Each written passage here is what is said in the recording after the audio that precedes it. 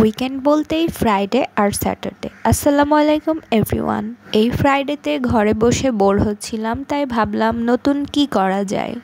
টুকরো কাপড়গুলো নিয়ে বসে পড়লাম স্ক্রাঞ্চিস বানাতে। আমি এর আগে কখনো এগুলো বানাইনি, আজকেই ফার্স্ট ট্রাই করছি।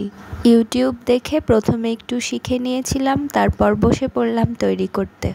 আচ্ছা, তোমরা উইকেন্ডে কে কী করো একবার বলো তো। উইকেন্ডে আমি আমার ফেলে রাখা সকল কাজগুলো সেরে নেই, তারপর নতুন কিছু করার জন্য বসে পড়ি। মাঝে মধ্যে হাজব্যান্ডের সঙ্গে বাইরেও ঘুরতে যাই। গত কয়েক সপ্তাহ থেকে আমার মেয়ে উইকেন্ডে ওর নানুর বাসায় যায় এবং 2 দিন থাকার পর আবার চলে আসে। যেই 2 দিন ও বাসায় থাকে না, সেই 2 দিন আমি একদম ফাঁকা সময় পার করি। আমরা জামা কাপড় সেলাইয়ের পর যেই সব টুকরো কাপড়গুলো বেঁচে যায়, সেইগুলো আমার কাছে অনেকগুলো জমা হয়েছিল। আমি ফেলে দিয়েছিলাম না, ভেবেছিলাম পরে যে কোনো একটা কাজে লাগাবো। সেই কাপড়গুলোকেই কাজে লাগিয়ে আমি আজকে স্ক্রাঞ্চিস বানাতে বসেছি, আর আমার মনে হচ্ছে প্রথম ট্রাই করাতেই আমি বেশ ভালো বানাতে পেরেছি।